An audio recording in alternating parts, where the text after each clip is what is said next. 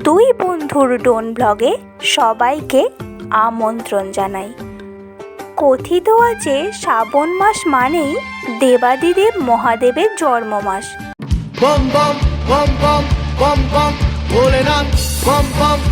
এই পবিত্র মাসে শিব পুজো করলে মহাদেব তুষ্ট হন আর মনস্কামনাও পূর্ণ হয়।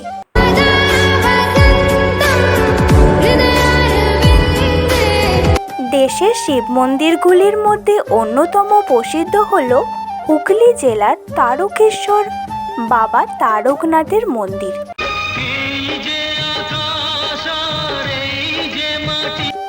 সোমবার মানেই মহাদেবের বার, আর প্রত্যেক সোমবারে বিশেষ পুজো হয় তারকেশ্বর মন্দিরে।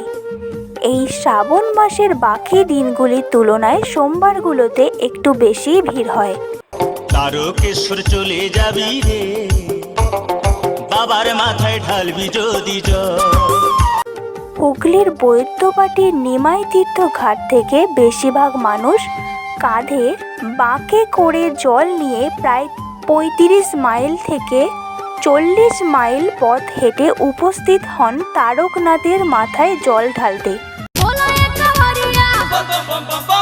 কত ভক্ত আছে, কত সুন্দরভাবে মহাদেবের মূর্তি করে নিয়ে যায় তারকেশ্বরে।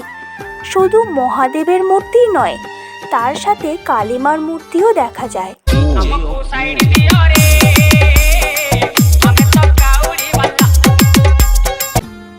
তাই তোমাদেরকেও বলছি, এই দৃশ্য দেখার জন্য শ্রাবণ মাসে রবিবার দিন বিকেল ৪টের সময় একটু সময় বার করে ৩১ নম্বর রোডে এসে দেখো, খুব ভালো লাগবে তোমাদের।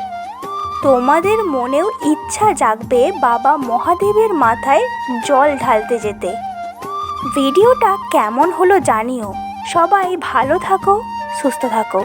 দেখা হচ্ছে তোমাদের সঙ্গে পরের ভিডিওতে। টাটা।